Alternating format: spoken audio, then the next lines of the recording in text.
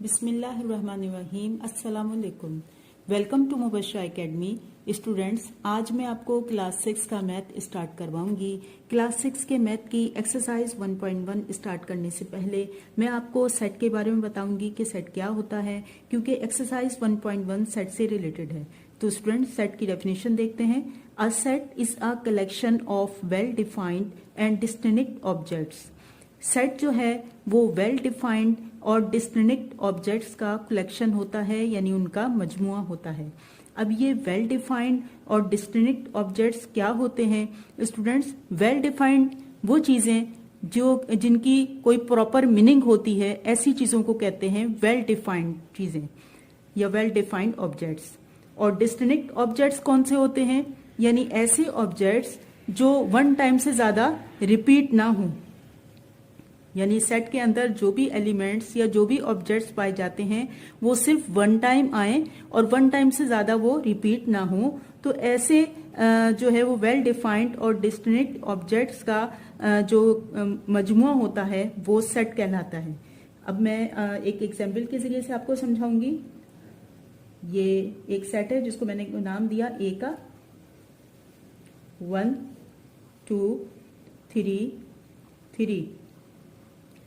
Students, ये एक set है जिसमें के 1 जो है वो वन टाइम आया, 2 भी वन टाइम आया, मगर ये जो 3 है ये 2 टाइम्स रिपीट हुआ।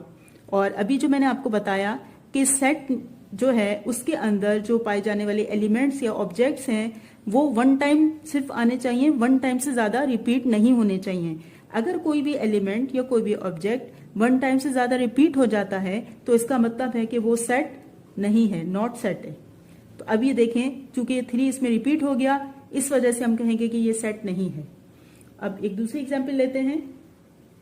b is equal to 1 2 3 4।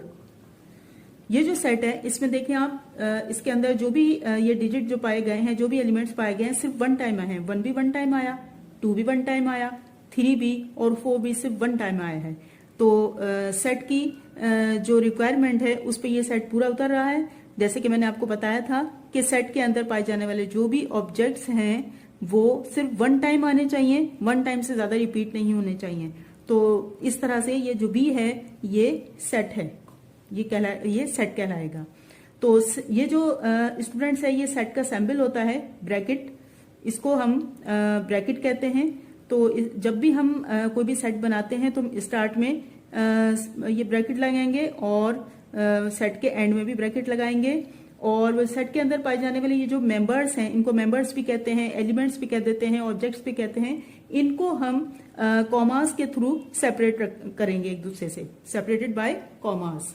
तो इस तरह से ये जो है वो सेट हो गया और ये नॉट सेट है। तो स्टूडेंट्स, आई होप कि आपको ये सेट का कॉन्सेप्ट जो है समझ में आ गया होगा।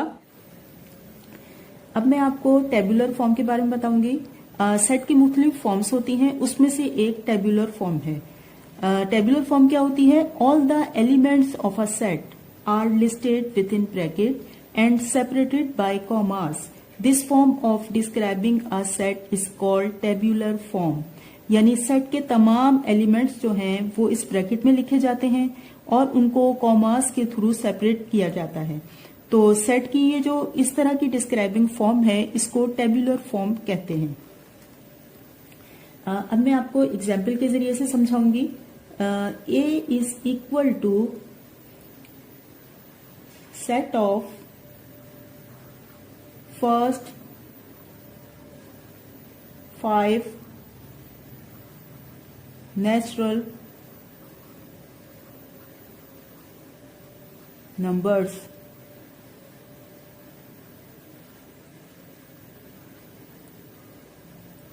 अब इसको टेबुलर फॉर्म में लिखते हैं। 1 2 3 4 and 5 natural number, counting numbers को कहते हैं। तो शुरू के 5 नेचुरल नंबर्स लिखने थे तो हमने 1 से लेकर 5 तक ये काउंटिंग लिखी और इन नंबर्स को हमने के दरमियान में हमने कॉमा लगा के इनको सेपरेट कर दिया। अच्छा, ये इसकी टेबुलर फॉर्म हो गई। अब हम एक और सेट के जरिए से एक्सप्लेन करेंगे। set of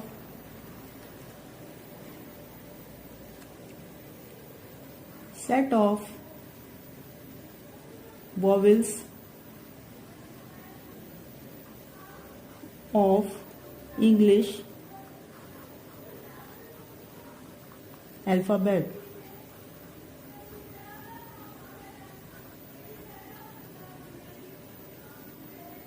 B is equal to